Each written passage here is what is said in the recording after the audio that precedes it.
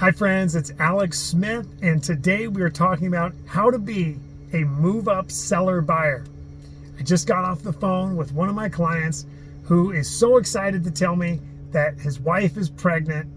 Alex, we need to buy the next house. We want to go get a house that's bigger with a yard and more bedrooms and all this kind of stuff. And I'm like, that is amazing, congratulations. So now let's talk about the logistics of completing 2 transactions. And he says, oh yeah, we would have to sell our house.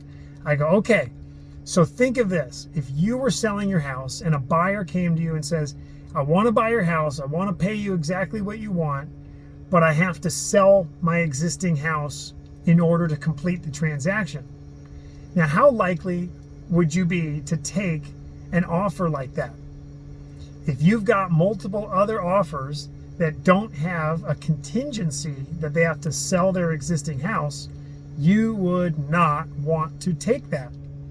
You'd be locking yourself in with a situation that you can't really control. So this is why, folks, if you need to sell your house first in order to buy the next house, you can see that there's actually a lot more to it than you originally thought. You've got a transaction where you got 2 transactions where people need to do inspections, they need to do appraisals, and they need to have all of their concerns satisfied and close escrow. And each of those processes takes, 3 weeks fast to 6 weeks or longer sometimes. Most of the time it's a 30-day transaction. But if you've got 2 deals you're trying to put together, it might take a little extra work. So how do you do this to the greatest success? When I say greatest success, I mean you end up with the house that makes you the most happy with the house, that you didn't overpay for it, you paid exactly an appropriate market value for it, or less, and you're able to sell your house for market value or better. How do you really maximize all those things and not risk ending up homeless without a house? So first, let's talk about the potential bad things that could happen.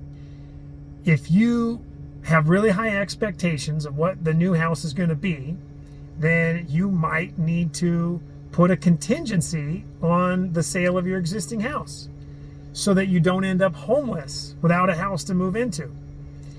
Now, if you put a contingency, you say, I'm not selling my house unless I'm able to close escrow on the next house, or I'm able to find the next house. If you do those things, you risk turning off buyers who want to have certainty. So what I usually advise people to do is to commit to this, that we're going to get really clear about what your expectations are in the future house, about the physical specs about the house, and also about your price and all this kind of stuff. And we're watching the market every day. And if you are going to put a contingency in there, it's not going to be forever. So we don't turn off all the buyers in the world. And even better, if you want to make sure buyers are going to pay you a lot of money, then you're going to get a bidding war on your house. You're going to price it competitive on your house, and you're going to get buyers to go crazy and bid the price up. And you're going to say to them, also, I want a lease back, meaning that you're going to become their tenant while you're still completing the other transaction, while you're still buying the other house. So you won't end up homeless. Now, a lender isn't going to let you stay as the tenant for longer than 2 months.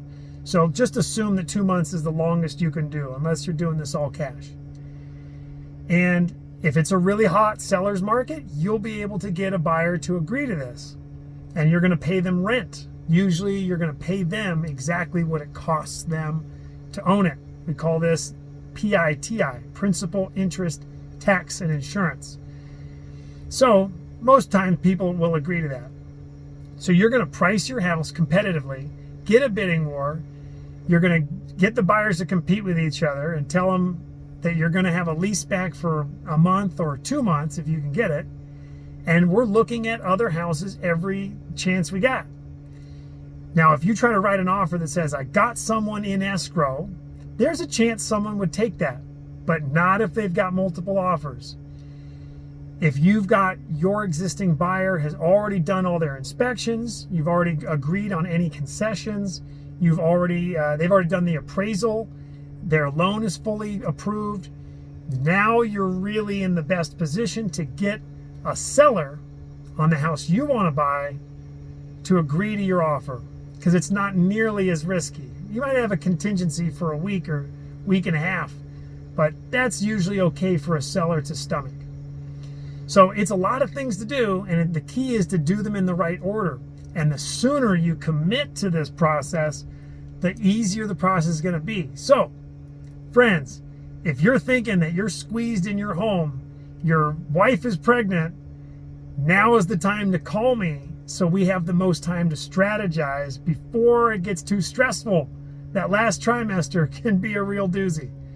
All right, friends, you have a wonderful day. Take care.